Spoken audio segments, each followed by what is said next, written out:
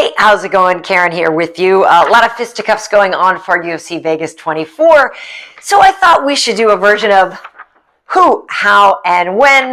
This is something that I've been doing over on Instagram. And I was like, you know what? I need to bring this over to the YouTube audience as well. So basically, I want to know who's going to win, how they're going to do it, and when they're going to get it done. And we'll do the main and the co-main event. So, of course, we know the main event is Robert Whittaker versus Kelvin Gastelum. Robert Whittaker, a former champion. Kelvin Gastelum almost became the champion with that incredible fight that he had with Israel Adesanya, but, you know, it didn't go his way. Then Kelvin had a little bit of a couple of stumbles, but he was victorious last time out against Ian Heinisch. So just for the setup, though, remember Robert Whittaker, the former middleweight champ. His record currently stands at 23-5. He is the #1 ranked guy right now underneath Israel Adesanya. Last time we saw Robert Whittaker was in October. He beat Jared Cannonier. Before that, he beat Darren Till over in Fight Island in July. And before that was the fight with Israel Adesanya that he lost. That was in October of 2019. And when we saw him on Fight Island, I was working that show, and he came into the fighter meeting and was talking about how he kind of fell in love with the sport again, which was really nice. He had gotten really, really burnt out. So to be able to see Robert Whittaker reinvigorated, I think has been great. The fight with Jared was nice. It was only 3 rounds. This time, of course, he's going 5 again with Kelvin. So will be interesting. Robert Whittaker does have 10 knockouts and 3 submission wins. And like I said, he's currently ranked #1. Kelvin Gastelum, currently ranked #8.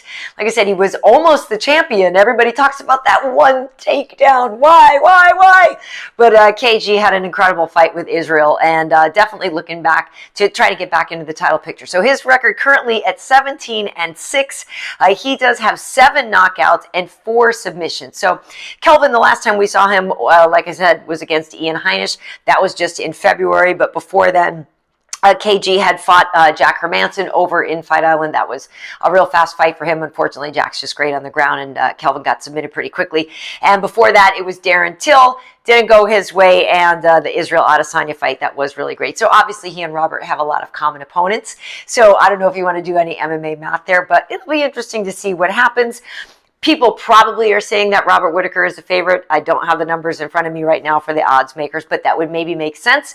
But Kelvin did look really good against Ian Heinisch, so I want to know who's going to win the fight, how they're going to do it, and when they're going to get it done. Who, how, and when for Kelvin Gastelum versus Robert Whittaker. Okay, so the co-main event is Jeremy Stephens versus Drakkar Klose. It's a big deal fight for Drakkar Klose. I believe this is like, you know, one of the highest profile fights that he's had. So Drakkar's record is currently 11-2-1.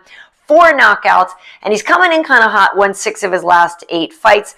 The last time we saw him, though, was against Beneil Dariush, where he got knocked out, but it was such an incredible fight, and if you remember, Drakkar was giving as good as he was getting in that fight for a while, but my boy Benny, I mean, look at, I'm a King's MMA girl. So Beneil really turned it around and kind of had a walk-off knockout at the end, but Drakkar was giving him a lot of heat and a lot of trouble for a while as well. So he can definitely bang. He did say something like once he knew that he had hurt Kelvin, he kind of gave up his strategy and just went for the kill, and that's when he got caught. So that does make sense that that does happen.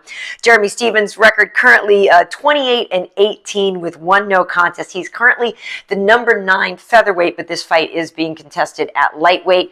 He's moving up, but Jeremy has 19 knockouts to his name, 2 submissions. So as a featherweight, he fought for 18 years and 18 fights. So he is coming up to lightweight. Interesting thing there is that he is moving up to lightweight. Drakkar has said that if he's victorious and if he's able to starch Jeremy, then he actually would maybe think of dropping down to 145 and making a run for the title. We'll see what happens. Coming up, coming down, old school, new school. We'll see what happens. So that's the co-main event, Jeremy Stephens versus Drakkar Klose. I want to know who's going to win, how they're going to do it, and when they are going to get it done. Who, how, and when for UFC Vegas 24. So I need your predictions. Give me the who, how, and when for Whittaker versus Gastelum, and also for Stephens versus Klose. I am working the event. I will be at the UFC desk there, ESPN MMA desk there. I will have Michael Chiesa and my boy Alan Joban with me, of course, from the MMA Heat podcast that we used to do together. I'm now doing one with Angela Hill called What Had Happened Was. Hopefully you guys can check that out as well.